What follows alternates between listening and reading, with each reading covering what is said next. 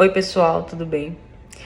Hoje eu tô aqui para compartilhar com vocês um pouco dos 14 anos de tortura que eu passei na mão do meu abusador. Tudo começou quando eu tinha 12 anos, foi quando eu conheci o projeto dele, que a princípio só tinham algumas crianças, né?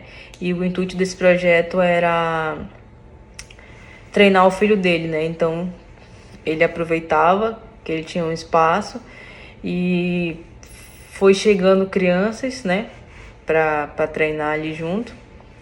E acabou que foi crescendo o número de crianças que iam chegando. E eu fui uma dessas crianças que cheguei também nesse tempo. E foi quando ele me viu, né? Ele me viu treinando. E foi quando ele teve a primeira conversa comigo, né? Ele viu ali, ele veio me conhecer, né, melhor. Ele viu que eu era bem dedicada no treino e ele quis conhecer a minha história melhor. Então, ele via que eu andava 1 hora até a academia e ele conheceu também minha mãe, minha família, né? Ele viu que era uma situação bem difícil, bem humilde, né? Sou filho de mãe solteira. E nesse tempo, a minha mãe nem casa tinha, né? A gente vivia numa situação bem precária. Muitas das vezes eu nem tinha o que comer, né? Eu chegava no treino sem ter o que comer. Então, ele chegou, conversou comigo, conversou com a minha mãe, né? E fez uma proposta, né, pra ela. Apresentou uma proposta de vida, assim, né? Falou que se eu continuasse me dedicando, que se eu continuasse treinando e fazendo tudo que ele falasse, né, obedecesse ele, eu ia ter um grande futuro. Que eu ia ser uma grande campeã, ia poder mudar a história da minha família, né? Eu ia poder ajudar a minha mãe financeiramente. E eu ouvi aquilo, eu fiquei muito feliz, né? Eu fiquei muito feliz, minha mãe também, né? Eu só vi ali uma coisa muito boa, né? Uma oportunidade de mudar realmente de vida. E minha mãe também, né? Ela acreditou por ver que aquilo ali era um ambiente familiar. Na época a esposa dele treinava, os filhos também. Então você nunca queria dizer que tinha algo de errado, né? Até que começaram os abusos, né? Até que começaram os abusos. E foi, ele dava tudo pra gente, né? Ele dava kimono, inscrição, conseguia patrocínios, todas essas coisas. E eu lembro que eu tinha até escola também, estudei em escola particular, né? Mesma escola que os filhos dele, conseguiu bolsa pra mim.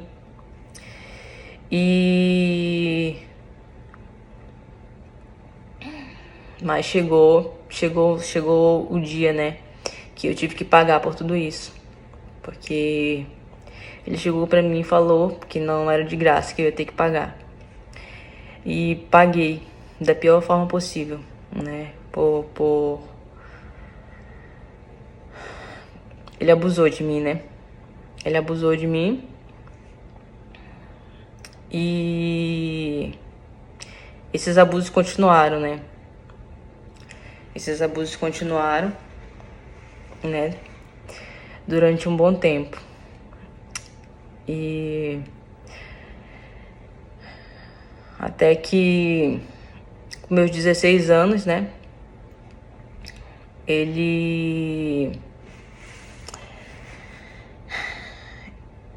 Eu descobri que ele abusava de outras meninas também, né? Eu descobri porque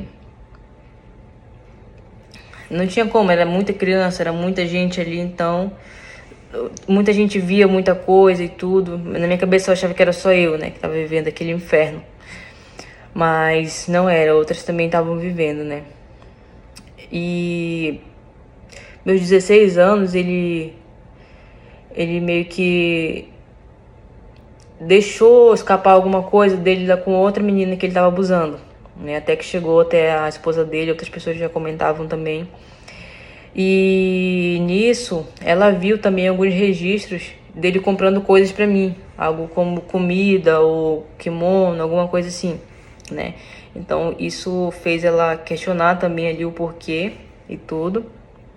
E ele, né, arrumou um plano pra mim, né? E esse plano, ele me fez namorar um menino da academia, né? Contra a minha vontade. Esse era o plano, para disfarçar isso, né? Essa parte. Para a esposa dele não descobrir que eu também era abusada por ele. E acabou que teve uma situação com a outra menina, tudo.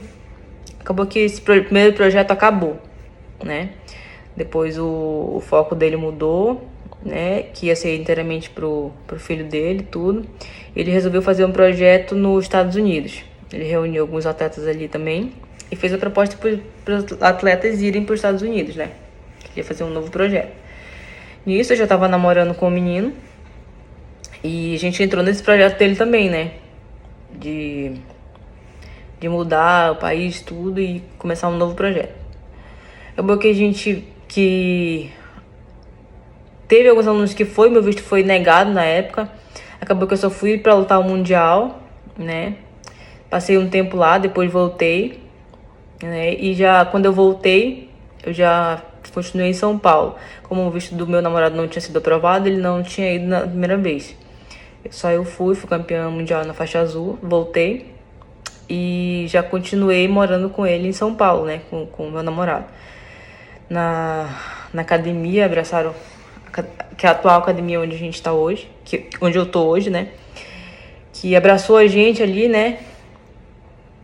E então a gente conseguiu ficar em São Paulo competindo, treinando.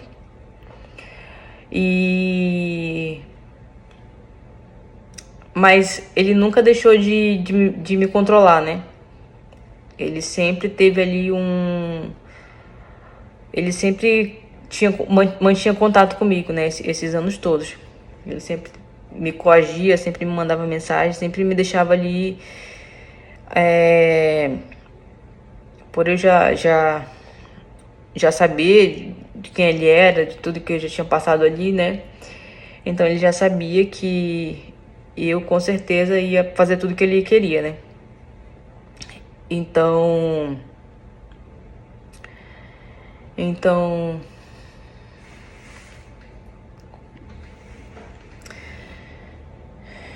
ele continuava com as mensagens, né?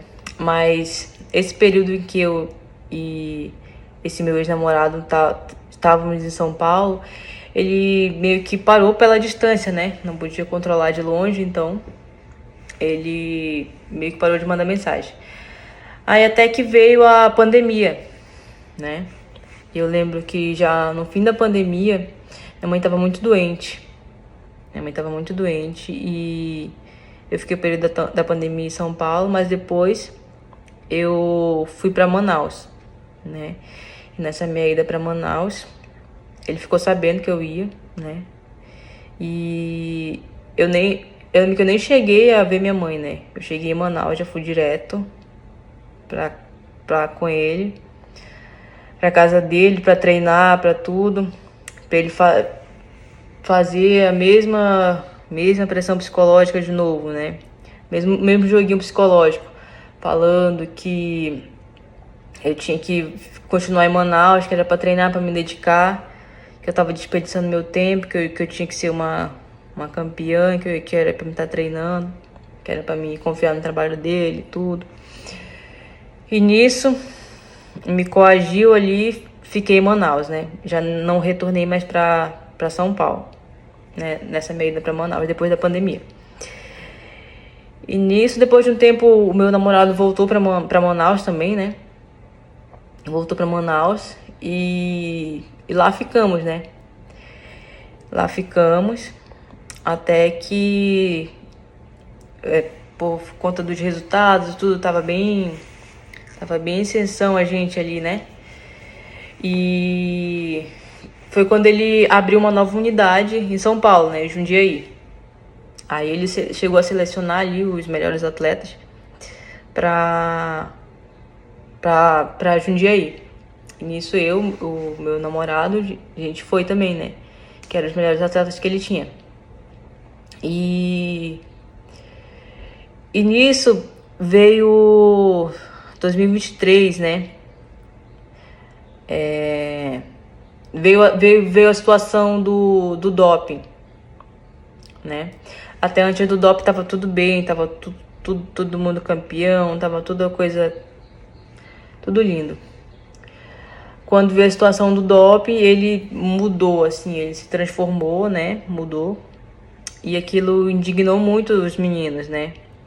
Aquilo indignou muito o meu ex, porque ele parou meio de treinar a gente, né? E só focou no doping. E a gente tava ali, tudo. A gente tava ali, né, treinando pra começar a temporada. E ele não tava nem aí. Então a gente fez toda a temporada sem ele, praticamente, né? Ele apareceu no Mundial, mas foi horrível também. Só foi pra humilhar a gente, enfim, mais pra atrapalhar do que pra ajudar. E foi depois desse Mundial que meu ex se revoltou de vez, né? E chegou e foi confrontar ele.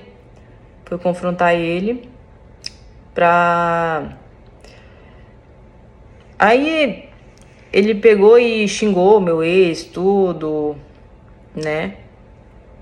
Foi quando meu ex... Ele expulsou, né? Expulsou meio que ele, falou que não queria mais treinar ele. Foi quando ele falou, tudo bem, vamos sair da academia. Aí foi quando meu ex decidiu sair da academia e eu automaticamente saí junto com ele, né? E nessa nossa saída, né, ele quis punir a gente também, né? Nesse tempo a gente tinha uma equipe de patrocinadores e ele foi falando com cada um pra esses patrocinadores desligarem a gente, né, das marcas e tudo. Nesse tempo tinha kimono, tinha psicólogo.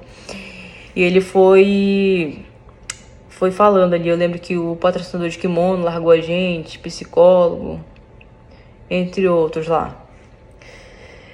Mas enfim, seguimos, né? Seguimos com a decisão. Mas mesmo assim, né? Meu ex nunca soube de nada. Ele mandava pra mim no meu privado, né? Ele me pediu pra separar. Falou pra deixar o menino pra lá, pra ele continuar, né, me treinando. Que ele ia se...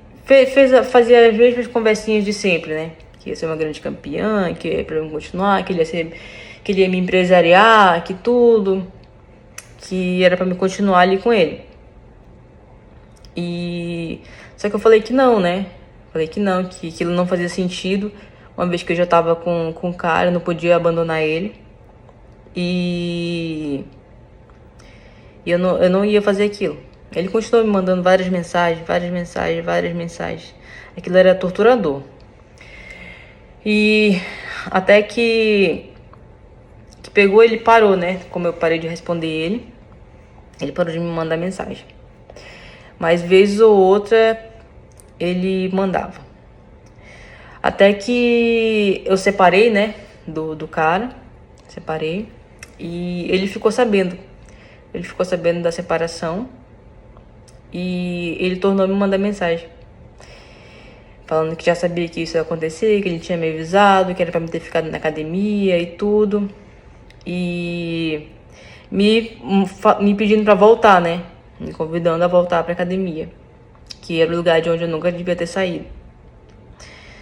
Só que a partir daí eu parei de responder ele, né? Eu parei. Com medo mesmo, eu parei de responder. Parei. Até que ano passado, no final do ano passado, em novembro, ele me mandou mensagem. Querendo me encontrar no campeonato, né? Falando que ia querer me encontrar num lugar separado e tudo. Aí eu até falei que eu ia estar no campeonato, que se ele quisesse ele podia falar comigo no campeonato, né? Mas eu lembro que eu tive que me esconder desse campeonato. Foi no Mundial no Gui do ano passado, que eu lutei. Tive que me esconder pra ele não ver. Depois ele tornou me mandar mensagem, ele falou, você resolveu não falar comigo, né? Mas tudo bem. Aí eu não respondi mais, né? Aquilo me fazia muito mal.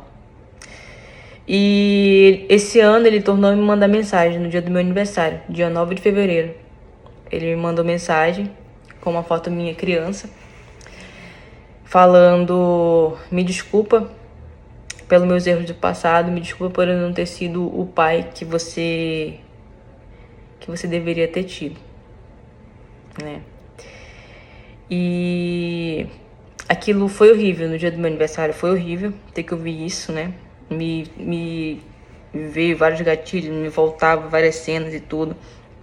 Então isso foi horrível pra mim.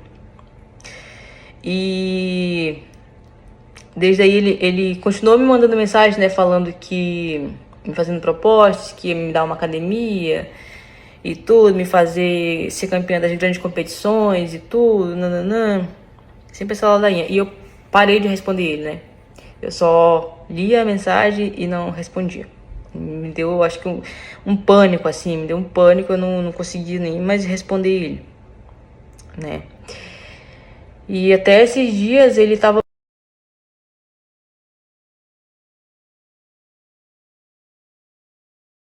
as minhas coisas. Por isso que eu falo pra vocês que são 14 anos de tortura.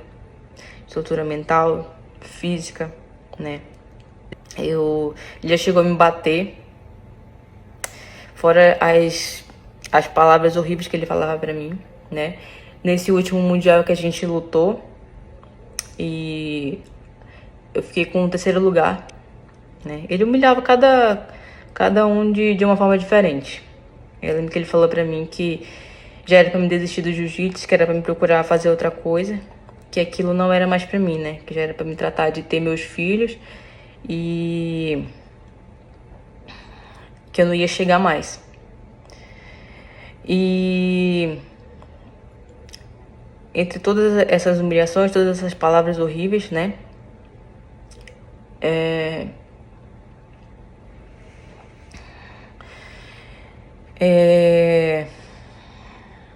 Teve muita coisa. Eu tô resumindo aqui pra vocês, né? Não tem como eu botar 14 anos em um vídeo. Então, eu tô fazendo esse vídeo aqui, né? Tô fazendo por mim. Eu tô fazendo esse vídeo pela minha irmã. Ele abusou da minha irmã também. Ele estuprou ela também, assim como ele fez comigo. Eu tô fazendo também esse vídeo pra encorajar outras meninas também a denunciarem, né? Eu quero dizer pra vocês que eu sinto a dor de vocês, né? Que eu passei também por isso. Eu sinto a dor da minha irmã. Foi horrível ter que ouvir o depoimento dela, né? Acho que pra ela também foi horrível ter que ouvir o meu. E quanto mais eu vejo os depoimentos, mais isso me indigna. Mais eu sinto a dor delas, das meninas, né? Eu não sei de todas, mas eu tô fazendo esse vídeo pra que chegue, principalmente as outras vítimas que ainda não denunciaram. Então, quero falar pra vocês que eu já fiz a minha denúncia, minha irmã também. Quero encorajar vocês a fazer. E eu tava com muito medo, né? Foram 14 anos, quero falar pra vocês que foram 14 anos de muito medo. E dizer pra vocês que esse medo acabou. Esse medo acabou. A partir do momento em que eu botei o meu Deus acima desse medo. Eu tava com muito medo, mas eu falei, como que esse medo pode ser maior que o meu Deus? Esse medo não é maior que o meu Deus. Então, ele tá aqui me fortalecendo. Ele tá aqui me fortalecendo. E eu só desejo que ele fortaleça vocês também.